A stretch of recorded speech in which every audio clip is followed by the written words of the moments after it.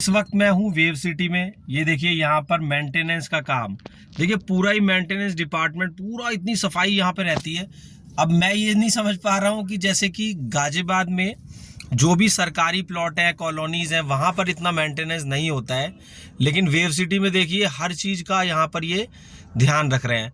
ऐसी कटिंग करने के लिए अगर कोई सरकारी विभाग कोई आदमी लेकर के भी आए तो शायद हो नहीं पाता है। मैंने कहीं इतनी सफाई या इतना वर्क पूरे गाजियाबाद में कहीं नहीं देखा। यहाँ पर ईडन के फ्लैट्स बन रहे हैं और ये पहला गोल चक्कर है वेव सिटी में घुसते ही। देखिए कहीं पर भी कोई भी सड़क टूटी हुई नहीं दिखती। तो क्यों ना गाजियाबाद की जो और कॉलोनी है उनका मेंटेनेंस का काम भी इन्हीं लोगों को दे दिया जाए तो कितना अच्छा रहे। प्रोजेक्ट आते हैं, ये बनेगा वो बनेगा, अखबार में बहुत न्यूज़ आती हैं और कॉलोनीज़ के बारे में, लेकिन कुछ भी बनता नहीं है। अब ये देखिए वेव सिटी आप ये देख रहे हैं, 57 मीटर चौड़ी रोड है।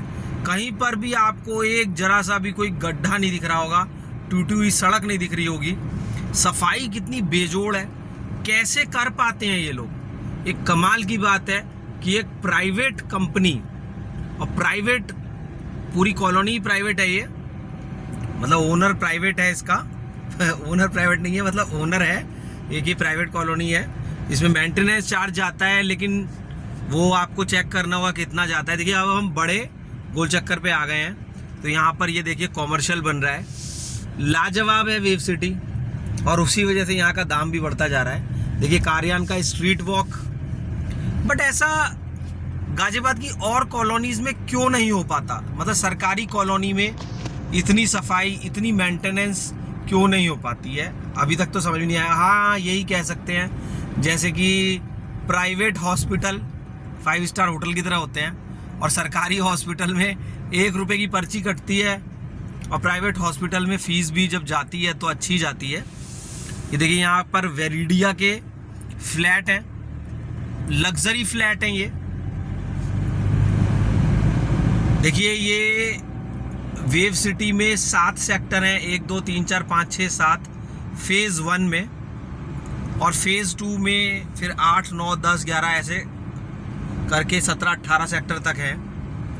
तो सेक्टर 3 यहाँ पर बहुत अच्छा कहते थे, लेकिन अभी क्या है कि मेरे हिसाब से सारे ही सेक्टर अच्छे हैं।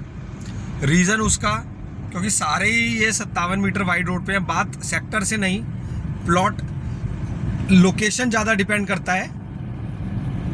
तो अगर आपका बजट कम है तो आप फेज़ 1 की बजाय, फेज़ 1 में जैसे मैंने बताया 1 2 3 4 5 6 7 सेक्टर हैं, तो फेज़ 2 में वहाँ पर कुछ आपको कम प्राइसेस में प्लॉट्स मिल जाते हैं। वेव सिटी में पहले प्लॉट ट्रांसफ़र होता है, फिर रजिस्ट्री होती है। आप चाहें तो यहाँ पर फ्लैट भी ले सकते हैं। ड्रीम होम के फ्लैट्स की टॉप लोकेशन है, 1 BHK के फ्लैट भी मिल जाते हैं यहाँ पर। गौर का देखिए ये प्रोजेक्ट, जैसे वेव सिटी से गौर ने जमीन ले ली होगी, मैं अंदाजा बता रहा हूँ आपको। इस तरीके से ईडन ने, गोदरेज ने, और फिर ये अपना यहाँ पर प्रोजेक्ट बना रहे हैं। चौधरी छबीलदास का यहाँ पर स्कूल बन रहा है गौर के, लगभग सामने बन नहीं रहा है, बन गया, अभी मुझे बना हुआ दिख रहा है। ये ड्रीम होम के फ्लैट्स हैं, बहुत ही अच्छे।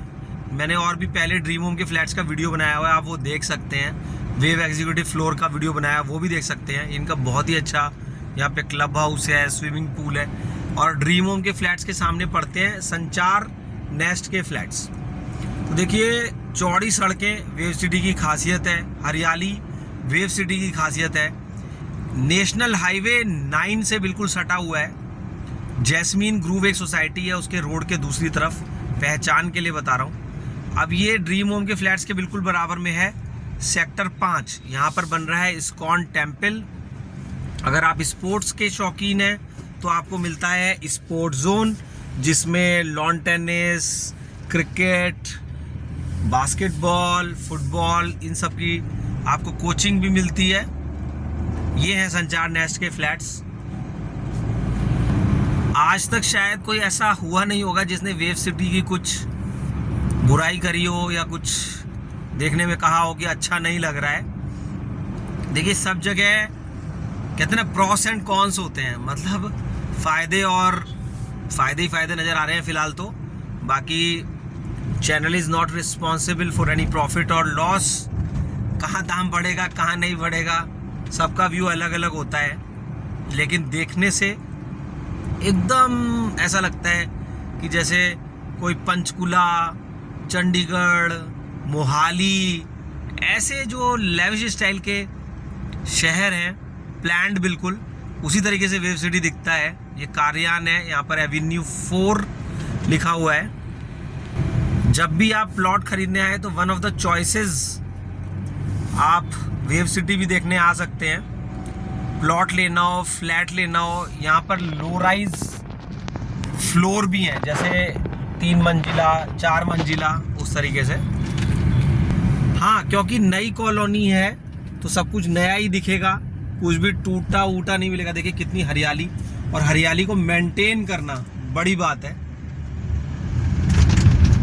और पता नहीं गाजियाबाद शहर में सड़कें क्यों टूटी हुई रहती हैं और वेव सिटी की क्यों बढ़िया रहती हैं। तो जो भी इस पूरी कॉलोनी को मेंटेन कर रहा है तो क्यों ना इसी को पूरा प्रोजेक्ट दे दिया जाए पूरे गाजियाबाद का कि आप मेंटेन करें। तो जब आप मोहाली जाएंगे या चंडीगढ़ जाएंगे तो आपको ऐसे ही सुंदरता दिखती है, तो क्यों ना पूरा गाजियाबाद ही पूरा सुंदर हो जाए। और यही डिपार्टमेंट को ही चार्ज मिल जाए कि भाई आपको करना है, वेव सिटी को ठेका दे दो। ऐसा मैं बोल रहा हूँ, हर चीज़ मेरे कहने से संभव कैसे हो सकती है, सिर्फ एक मन की बात बता रहा हूँ।